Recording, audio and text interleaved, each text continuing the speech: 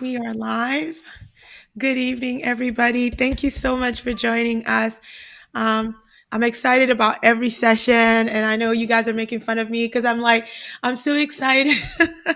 Every time I log on, I'm like, I am super excited about this evening session, but it's because I'm so grateful that these amazing people really are taking a time out of their schedule to come here and talk to you guys about their experiences, which it's my hope that this encourages you and emboldens you and empowers you to want to follow a similar track but like a more informed decision making process.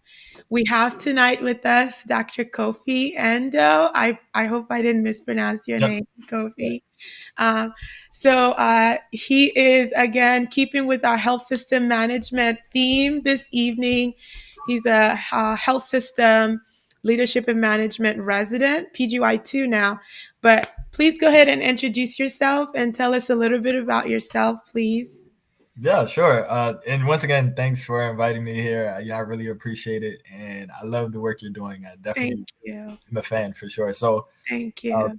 yeah. So my name is Kofi Andoh. I'm a second year health system pharmacy administration and leadership resident at UW Health. So I'm based in Madison, Wisconsin currently. Originally born and raised in the DC, Maryland, and Virginia area. So my hometown is Largo, Maryland, maybe 15 minutes outside of Washington D.C. Yeah. Went to undergrad at Howard University and then went to pharmacy school at Notre Dame of Maryland University in Baltimore before making the trek out here to the Midwest. So that's a little bit about me and my past life before pharmacy. I used to be a full scholarship Division I men's basketball player at Howard, and I got the opportunity to travel the world as well. So um, yeah, a wide variety of experiences. Interesting. Yeah, that's so interesting. That's so interesting. Thank you for sharing that with us. Basketball player, interesting. So I always wanna, I think it's good for like the P1s and the P2s, the folks that are super early on in their career to get some perspective from people who are potentially where they may aspire to be. What was that decision making process like for you? How did you figure out that health systems management and leadership was going to be the path for you? Yeah, absolutely. So I knew coming into pharmacy that I wanted to be involved in health system practice, and my introduction to the profession actually was through health system practice. Most people will say it came from the retail setting. Yeah, My mom actually was diagnosed with colon cancer, and I remember going back and forth with her to the infusion centers, and yeah, I saw the implications and the impact that pharmacists had on me. So it made me want to pursue the profession. And so in doing so, I kind of always lean towards clinical practice. yeah, I know a lot of schools are heavy on clinical training, and that was something that I saw myself doing throughout the years in pharmacy school. What I didn't expect was to develop a passion for leadership as well. yeah, I think that probably stemmed from my days as an athlete. I kind of alluded to it, but um, you know, being, I was chapter president of our chapter Student National Pharmaceutical Association, went on to be national vice president of the Student National Pharmaceutical Association.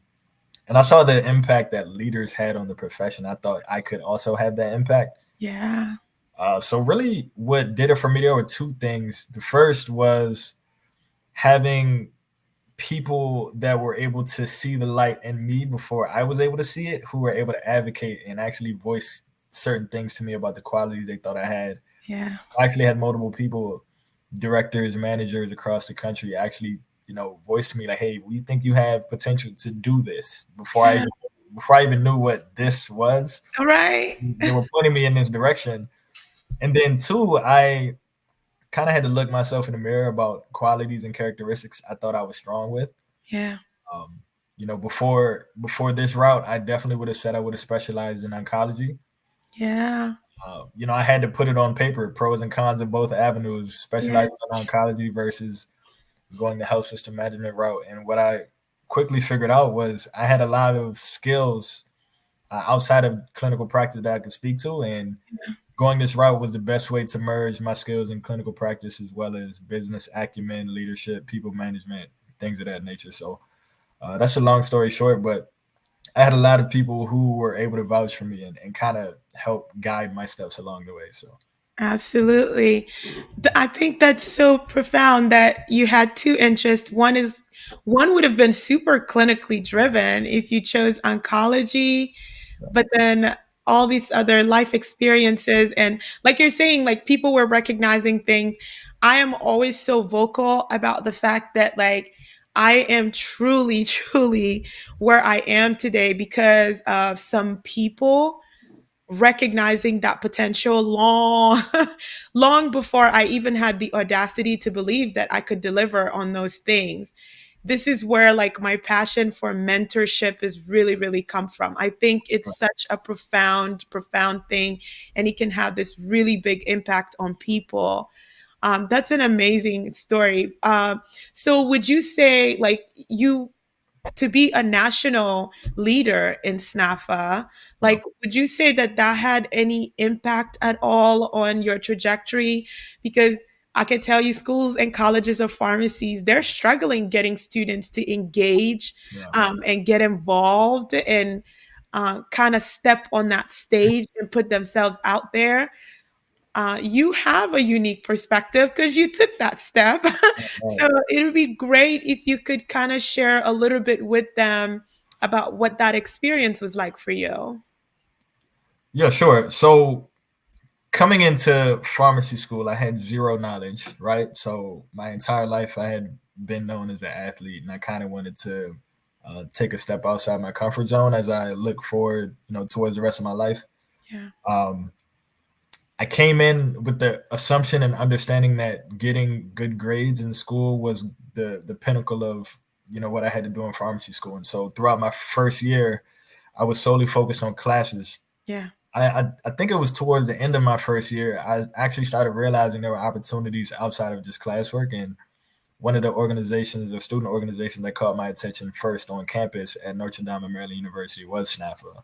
yeah, And it was more so the culture, the yeah, people, and I felt like the mission of the organization aligned with myself personally. hmm, And so before I even knew what SNAFA was, the people drew me in and I became a member. yeah, So I remember the outgoing chapter president at the time. Her name was Chinyere Onyeremba. mhm. Um, excuse me. She actually served as chapter president 2 years in a row, but Oh, she encouraged me to run for a position. She didn't know what. She didn't really care. yeah, She encouraged me to run for something. I was like, all right, sure. So I remember initially I was going to run for a specific chair position, but something told me to just go bigger. So I was like, you know what? yeah, I'll just run for president elect and see what happens. I ended up getting elected as chapter president elect that year. And heading into my P2 year, being president elect, I wanted to understand, what it meant to be a chapter leader. yeah, So there was a national SNAFA conference that summer that I went to, and I think that really changed my trajectory and perspective on pharmacy school because going to that conference, I saw a lot of other great students doing amazing things outside of just classwork. yeah, People honestly that look like myself, right? yeah, So I inspired.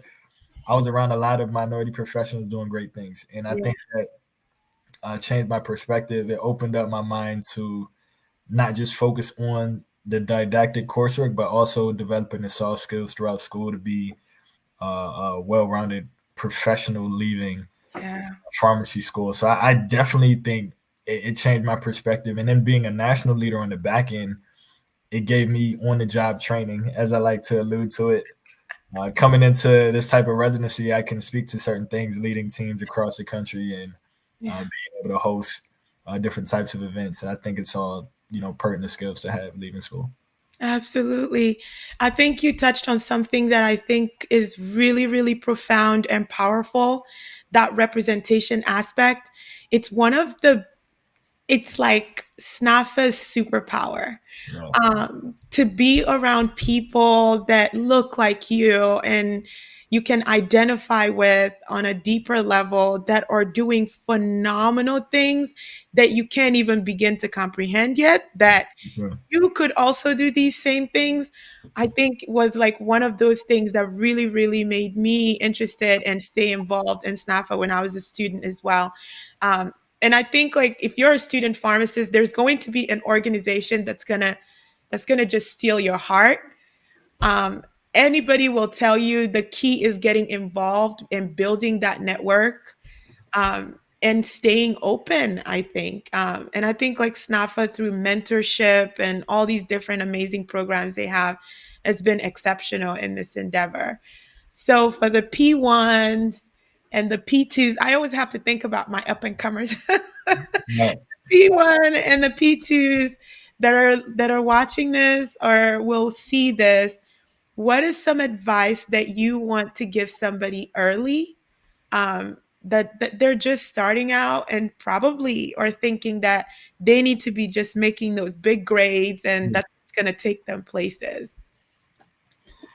I would I would say to start out, get get comfortable and get in the habit of remaining open ended and saying yes to opportunities, even if you feel like it may not align with your current trajectory. Because I could say my trajectory probably changed a few times throughout school, but I said yes to a couple opportunities that really opened doors for me Yeah. throughout school. Of course, you have to be cognizant of workload and bandwidth for sure, but there's one moment specifically I remember, finals week, maybe going into my third year of school, I think closing on my second year. During finals week, I got presented with an opportunity to go to the nation's capital and represent pharmacy, amongst interdisciplinary action collaborative focused on well-being and resilience. Yeah. And it was from a colleague who was even outside of pharmacy, and she was coordinating the event. I saw ASHP was, um, a collaborating partner in this event, and I was an ASAP member. I figured it would be a good opportunity to just go and see what other professions had to say. I Yeah. didn't realize in going I'd be the only pharmacy student in the room, sitting across from ASAP president at the time, Yeah. a lot of distinguished professionals, and from that event, I got asked to go to Chicago and be a part of, furthermore events that were really pushing for well-being and resilience in the profession. I got a chance to be featured in AJHP, Yeah. all because I said yes, Yes. uh, It's one thing. during a time where most students are like, absolutely no, it's Nah. fine. Uh, and so I think about that often because that opened so many doors for me. I met a lot of people who I still am connected with to this day, Yeah. and that's kind of been my mantra through school, just saying yes. Mhm. Um, and seeing where the opportunities take you. So if that's one thing I could really take away from school, it'd be that. And then secondly, I I'd implore students to, really live outside your comfort zone. And I know it's a cliche saying, but one thing I intentionally do is I try to align myself with things I really don't understand to kind of Yeah. force me to grow. Absolutely. Even people I probably necessarily wouldn't normally gravitate to, because there's a certain power in perspective. Absolutely. And I think in pharmacy you are, across the table, across the hall from a lot of diverse people who come together with a collective goal to be great pharmacists. I Absolutely. think this is an opportune time to really, pour into the different minds that you have access to. Yeah, 100%. And as far as you're in your PGY2 now, that means you successfully completed a PGY1. What would you say? Because we have some prospective candidates as well, and rooting for their success to becoming PGY1s very shortly here. But what would you say was your biggest adjustment in transitioning from student pharmacist to new practitioner? Yeah, I've gotten this question before, and the biggest thing that comes to mind for me is accountability. So Yeah, as a student, you are constantly being told what to do. You're constantly being guided on how to do things, how to calculate creatinine clearance, how to work up a patient. Like, there are parameters for you throughout your entire didactic learning experience. And being a resident, you step into an institution with real patients, real people, real staff, and it's the expectation that you're able to manage your own practice. And absolutely. so, yes, you're learning, along the way, but there's much less hand holding, and Mhm. there's much more accountability, much more of, like I said, managing your own practice that honestly I really wasn't. Uh, I don't know if I don't know if I say I wasn't prepared for, but I didn't expect it. Yeah. Coming straight out and having to host meetings with managers, directors, me telling them what to do, guiding other pharmacists on how they should practice, Yeah. and they've been practicing longer than I've been alive. It's I it's know. like it's definitely an uncomfortable feeling at times throughout PGY 1 year, and I'm speaking from my perspective as an admin resident, right? So Yeah. this might not be the same everywhere, but that level of accountability I wasn't really expecting. Dang. I did lean on previous experiences that I felt prepared to do it, Yeah. but a lot of times I was leaning on the belief in myself to do things rather than the belief other people had in me. I felt like I had to prove myself, if that makes sense. Absolutely. It Um, does. yeah. So Yeah, it absolutely does. And I don't know that that transition period can be rough. Like it's I tough. remember just feeling like I couldn't make a decision, which was like a super unfamiliar thing to me because that's like one of the things everybody's like, "Oh, you're so decisive." And I'm like, "Yeah, I just kind of know what I want." But the idea that if I told a nurse you can crush it, she's off. She's going to go and You gotta crush be that pill. pressure. Yeah. Oh my God. Such a Yeah. terrifying idea. And I'm like, okay, so that's going to happen because I just gave her the green light. I told her that she could do it and she's going to go do it. And I see it now, like in students, when they get drug information questions, and I just tell them, like, that's normal. But the only way you get over that is by thoroughly doing your research Right. and Right. being extremely confident in what you're saying. I Yep, can absolutely. completely identify with that. What about adjustment from first year to your second year now? Like, what are some things that you've noticed that are different about you and how you move, or just you in general as a practitioner? One of the biggest things I noticed, right? So first year, there's an overall theme of you're learning. Hmm. So you're learning the system. You're learning what it means to be a pharmacist, a clinical pharmacist. I mean, even for some people like myself, you're learning what it means to be a manager. So I had the opportunity throughout my first year to work in staff as a clinical pharmacist, Yeah. and also, work in staff as a staff pharmacist, a central pharmacist. Yeah. Uh, I learned my first year. I learned the system, the people, the culture, the interactions, everything like that. Stepping into my second year, starting from day one, I actually was the interim manager over two of our community hospitals within the health system. So our East Madison Hospital and UW Rehabilitation Hospital. Um, I was interim manager, started from day one to fill a vacancy that we had from about May of 2022 through August 2022 before our full time manager started. Um, so that came with a level of, like I mentioned, accountability, but now it's times five. Now you actually have people who are reporting to you, who you help manage. You have processes. You have an institution that you're Yeah. now the face and representative of pharmacy for. Absolutely. And my first year, I definitely don't know if I would have been able to do it, Yeah. but the experiences that I got my first year led me to the point where I was able to step into my second year and be interim manager and Yeah. kind of lead a team and lead myself. And it was growing pains, right? I didn't do everything perfectly. I didn't do everything great, but Yeah. I can speak to that experience and, feedback that I've gotten from that, from even people that I had managed, that I did a fairly good job just given the circumstances. So that's something Absolutely. I'm proud of. But I think that's a big difference. Is like first year you go from learning, second year you're executing, you're actually that person. And there are often times where people are asking you questions and your natural response is to ask somebody what to do when really they're all looking at you for. You are it. Yeah, so that was a big difference for sure.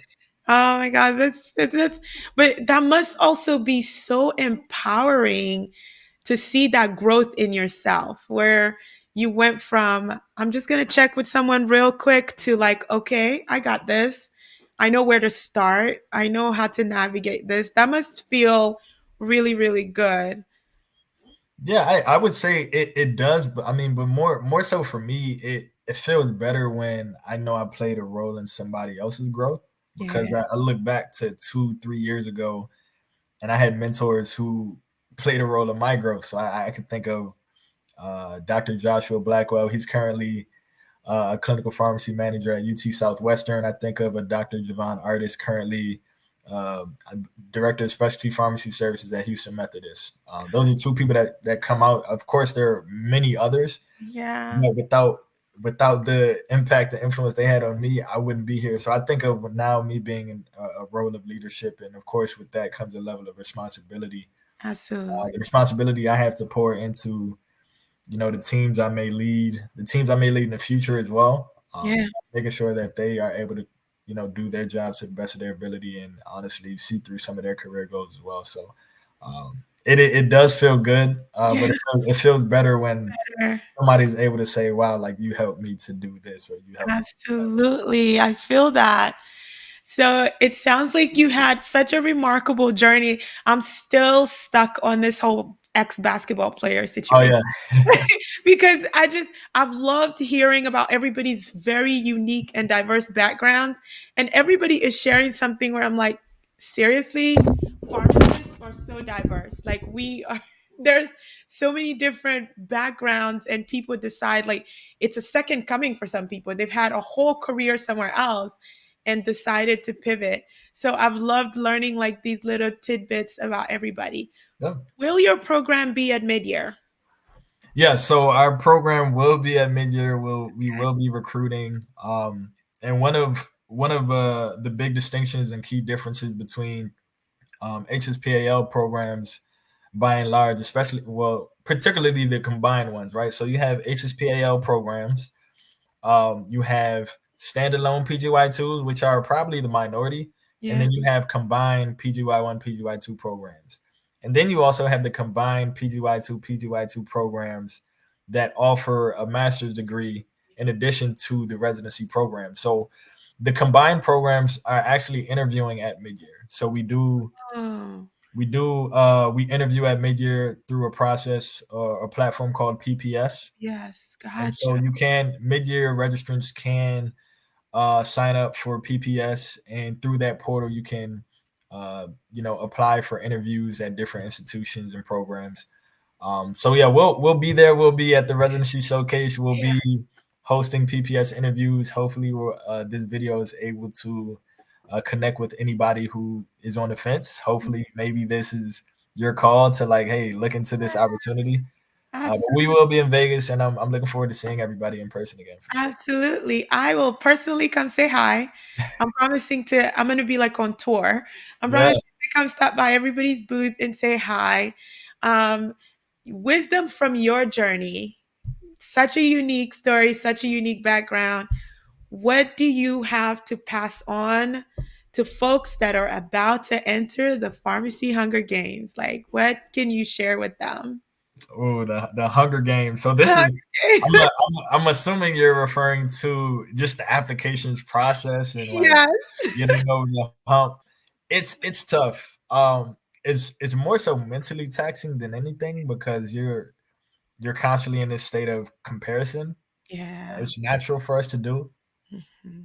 On top of the fact that you have to apply to many different places, the fear of rejection and things of that nature. So it is tough. I'm not gonna lie about it, but one thing that constantly helped me through the process was having a intimate community of people I was able to trust and lean on.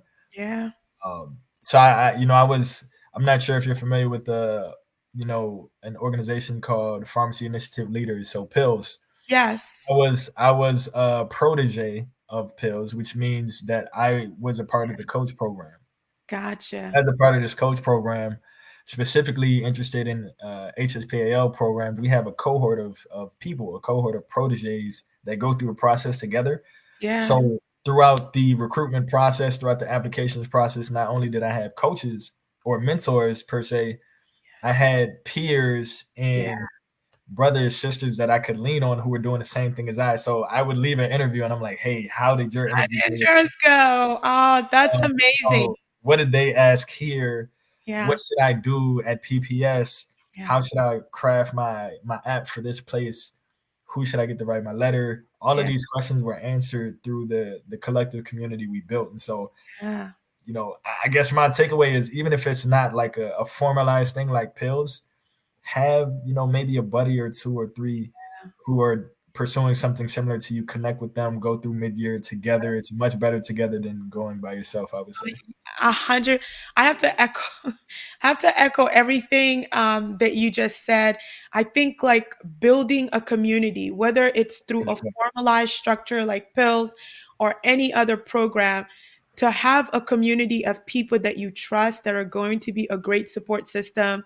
You don't even realize the type of super weapon you're building at Yeah, the time until you are in the trenches and there's a group of people, not just one opinion, but there's a group of people that you can reach out to and you can count on some super real candor and just honest feedback and to redirect you.